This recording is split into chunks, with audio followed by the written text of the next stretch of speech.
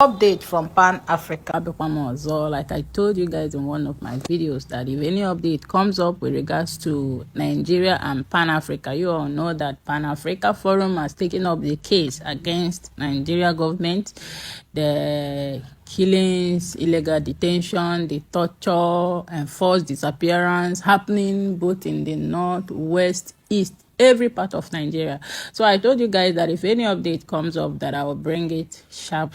Right now there is an update from the chairman of Pan African Forum, and again I want you to pay very close attention because there are a lot of legal terms in this particular update, and I'm a legal person. So you get your name follow so that I follow together. Now let's go into it. In the matter of petition against Federal Republic of Nigeria for systematic and gross violation of human rights in multiple regions, Pan-Africa versus Federal Republic of Nigeria. I told you guys, na Nigeria dey chanka. Na how bago. How you know that time we be say them go just dey do people anyhow and nobody dey hear our voice. Right now, our voices are being heard all over the world, every part of the country. The awareness is very, very massive now. Whatever Nigeria is doing now, the illegal detention, all this abuse, all these human rights abuses, even some of these journalists will be say if they talk anything as regards to their job, they will go arrest them, shut them up, buy them. All those things where they happen for Nigeria, every part of the world, they are aware of it. So now, let's go into this particular update. Kindly share this video, please, as you are listening. Again, the more reason I always read this update out is because I want to make it more easier for my audience, especially those of you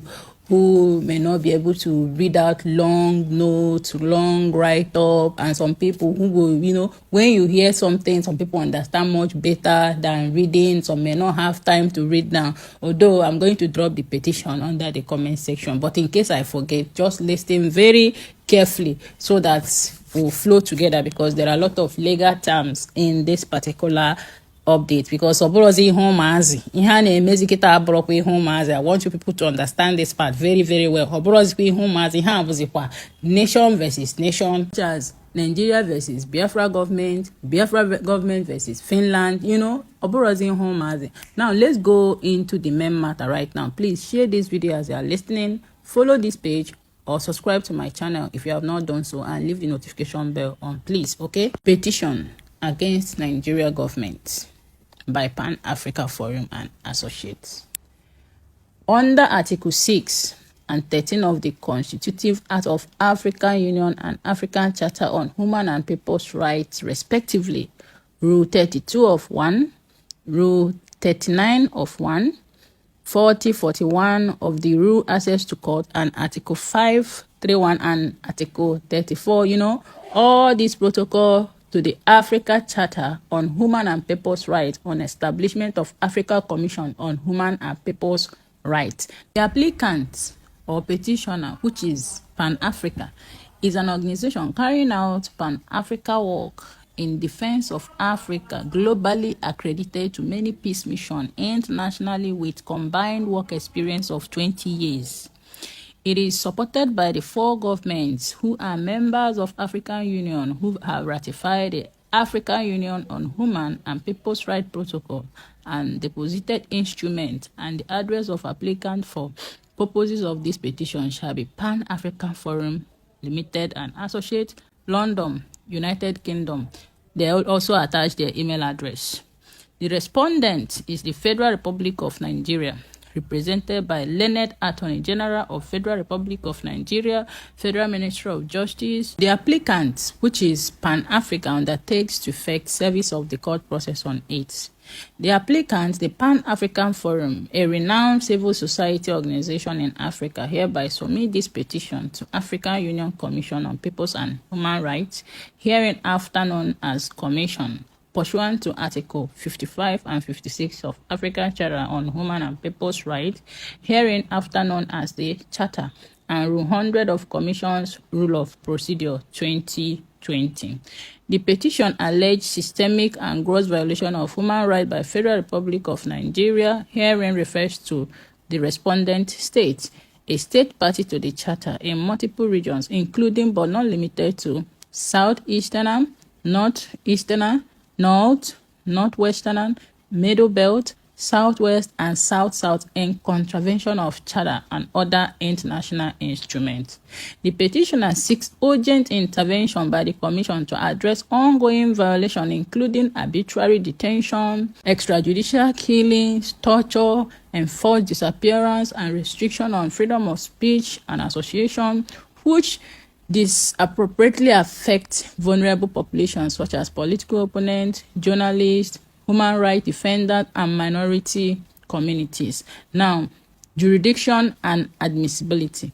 The Commission has jurisdiction over the petition pursuant to Article 55 of the Charter, which allows individuals, groups, or NGOs to submit petition alleging violation of the Charter by a state party. The Federal Republic of Nigeria ratified this charter on the 2nd June 1983 and is bound by its provision.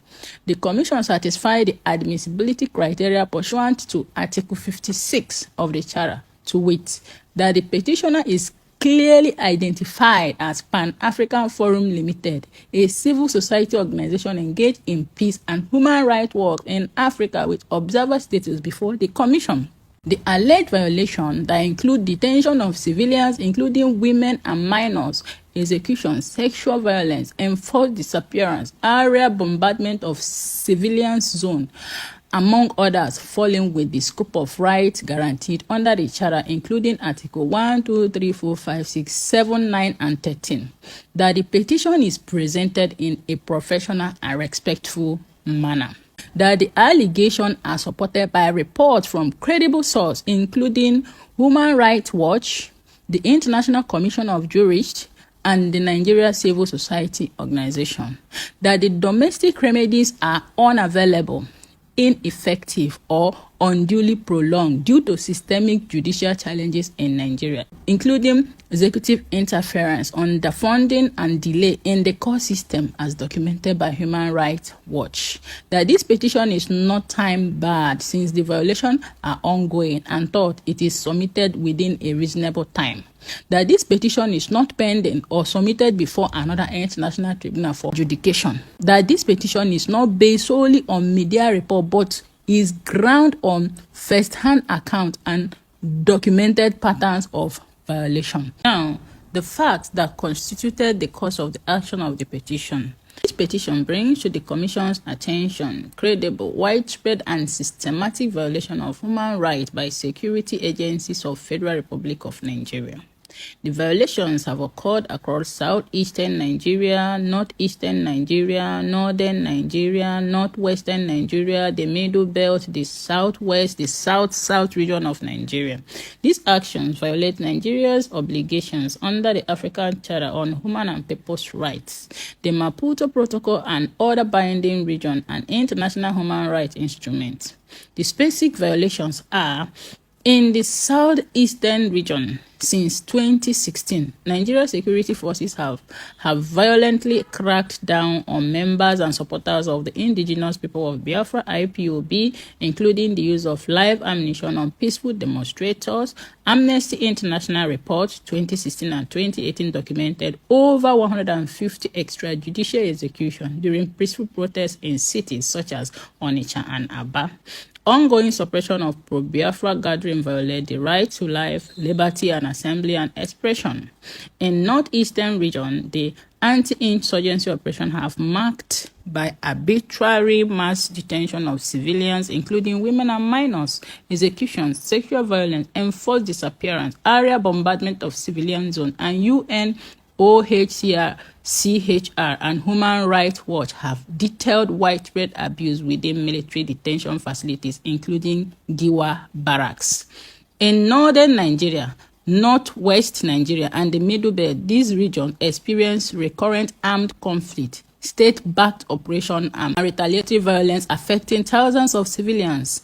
Military response to banditry and intercommunal clashes have led to mass civilian casualties, displacement, and destruction of property, grave violation including extrajudicial killings, arbitrary detention, and denial of access to humanitarian aid. In southwestern Nigeria, notably after the End SARS protests, the use of excessive force, torture, and arbitrary arrest of civil society actors and demonstrators has been documented. Violation of right to assembly, expression, personal liberty, and protection from inhuman treatment have occurred across Lagos and adjoining states.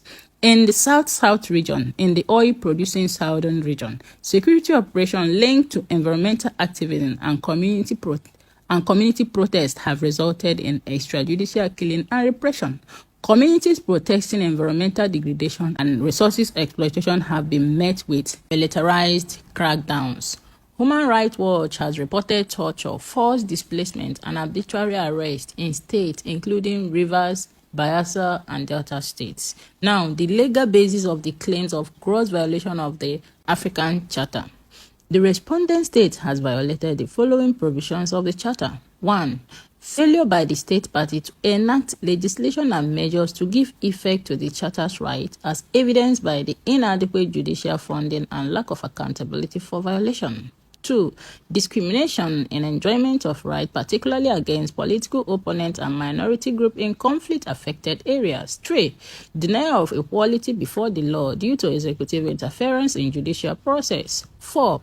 Violation of right to life through extrajudicial killing and life-threatening detention conditions. 5. Use of torture, cruel, inhuman, or degrading treatment in detention facilities. 6. Arbitrary detention and enforced disappearances, particularly in counter-terrorism operations. 7. Denial of fair trial rights due to judicial delays, corruption, and special tribunals bypassing regular courts. 9. Restriction on freedom of expression through repressive law and persecutions.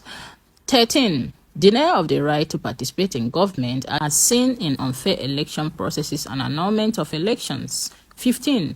That the respondent state violated additional instruments such as the Protocol to the African Charter on the Right of Women in Africa, Maputo Protocol, the Charter on the Right and Welfare of the Child, the United Nations Convention against the Torture and other cruel, inhuman, or degrading treatment or punishment, among others. Exhaustion of the domestic remedies. That the petitioner submits that the domestic remedy are unavailable, ineffective, or unduly prolonged due to systemic judicial challenges, that the courts are underfunded, overcrowded, and subject to executive interference, leading to delay in both criminal and civil matters, that the special tribunal bypass regular courts, undermining fair trial guarantees, the state party's failure to investigate high-profile cases, that pursuant to Article 56 of 5 of the Charter, the petitioner asserts that the custodian requirement is waived due to these systemic barriers. Request for provisional measure that pursuant to Rule 100 of one of the Commission's Rule of Procedure 2020, the petitioners request urgent provisional measures to prevent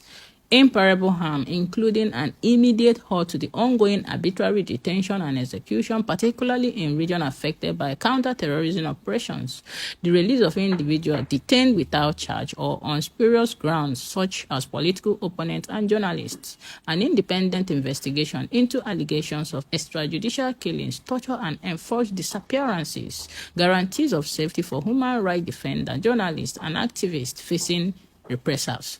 Wherefore, the petitioner prayed that judgment be entered against the respondent state for a declaration that respondent state violated of its obligation under the African Charter, the Maputo Protocol, and other relevant instruments. B. An order that the respondent state halt all ongoing violation and ensure independent and credible investigation and prosecutions. C. An award of full reparation, including compensation, restitution, and guarantees of non-repetition to victims and their families. D. A direction that the state party grants unfettered access to international and regional human rights monitors in all affected areas. E. A recommendation that structural reform to the state parties, military and police institutions to align them with international human rights standards.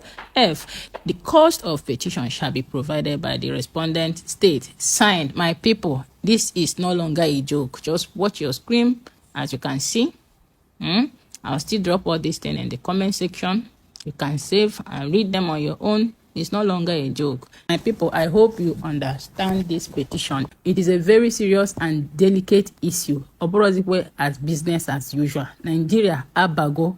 deep mess. This case is a very serious one. Nigeria, they have their representative, the Attorney General of Nigeria and Minister of Justice. They should go to Africa court and answer the queries as to why all these killings going on in Nigeria and they are not doing anything about illegal detentions, human rights abuses, killings every day by day, killings in thousands, both women, children, adult, old, young men, old.